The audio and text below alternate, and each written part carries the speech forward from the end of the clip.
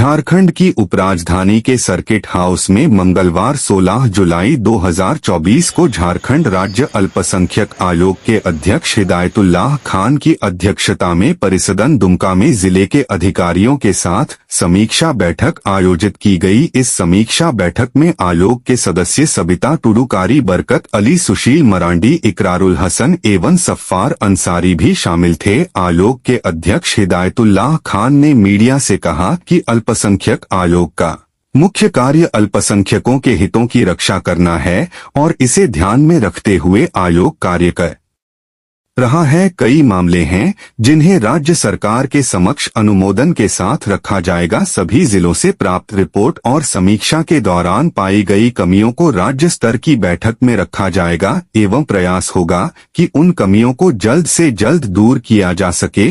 और आगे क्या बताया, पूरी सुने। दुमका से मारूफ हसन की रिपोर्ट। चैनल को अभी सब्सक्राइब और लाइक करें। और खासतौर पे जो मुस्लिम समाज है ये तो बहुत ही पिछड़े हुए हैं। एजुकेशन की कमी है, कुछ उनमें खुद भी कमियां हैं। बच्चों को मैं ये कहूँगा पढ़ाना है, पढ़ाने की तरफ जाना है। हमारे यहाँ तालीम को बहुत अहमियत दी गई है, लेकिन बदकिस्मती से तालीम में पीछे होते जा रहे हैं। और यहाँ पर जो क्रिश्चियन समाज के भी बहुत सारे मसले हैं।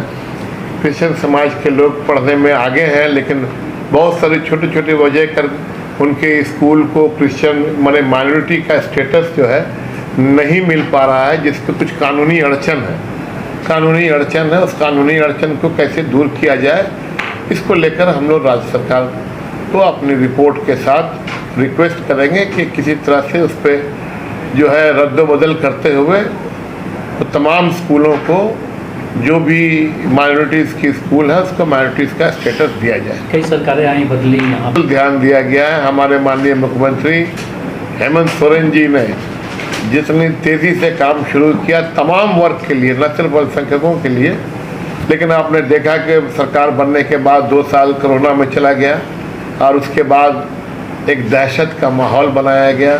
जितनी तेज़ी से माननीय मुख्यमंत्री विकास का काम कर रहे थे और सरकार आपकी दुआ और तमाम ऐसी योजनाएं घर घर जाकर योजनाओं को पहुंचाने का काम कर रहे थे, उसके बाद जिस तरह से उनको प्रताड़ित किया गया और 5 महीना जेल में रहना पड़ा झूठे मामले में, उसके बाद भी लगातार निकलने के बाद फिर से लग गए, उसी युद्ध स्तर पर लग गए और तमाम काम हो रहा है। एक एजेंडा अभी अल्पसंख्यक से जुड़े आयोग की सुरक्षा और बॉर्डर की रक्षा ये राज्य सरकार के काम नहीं है, ये केंद्र सरकार का काम है, हमारी बीएसएफ का काम है। और उनकी अपनी खुफिया एजेंसी वो चिन्हित करे ना। मैं हिंदुस्तानी मुसलमान और हिंदुस्तानी क्रिश्चियन और हिंदुस्तानी ईसाई और यहाँ के जो सिख, यहाँ के अल्पसंख्यकों की बात करूँगा। हमारे यहाँ बांग्लादेश के लोग आ जाएंगे तो वो कैसे हम बर्दाश्त करेंगे? पाकिस्तान से आ जाएंगे, उसको हम लोग क्यों बर्दाश्त करेंगे? हमारे देश में रहने वाले जो भारतीय मुसलमान हैं, भारतीय क्रिश्चियन हैं, और ऐसा नहीं कि तब बांग्ला भाषा भाषी सब बांग्लादेशी है, बहुत बांग्ला भाषा भाषी मुसलमान है।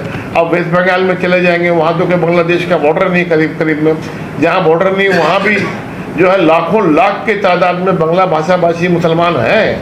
लेकिन आप चिन्हित कीजिए, चिन्हित करने के बाद अगर लगता है कि कोई बाहर से घुसपैठी है तो उस पर कार्रवाई कीजिए। चिन्हित कौन करेंगे सर? करना चाहिए, लेकिन ये काम जिम्मेदारी सेंट्रल गवर्नमेंट की है, ये सेंट्रल गवर्नमेंट की जिम्मेदारी है। राज्य सरकार को भी के समक्ष भी अगर आता है कि कोई विदाउट डॉक्यूमेंट दूसरे देश से हमारे देश में घुसता है, हमारे देश के लोगों के हिस्से में वो कहीं ना कहीं हिस्सेदार बनने की कोशिश करता है, उसको चिन्हित करके बाहर निकालिए।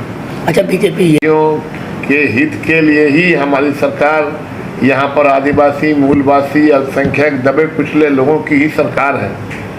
और यहाँ पर सबका ध्यान है, ये ज़बानी बात नहीं है कि सबका विकास और सबका ये।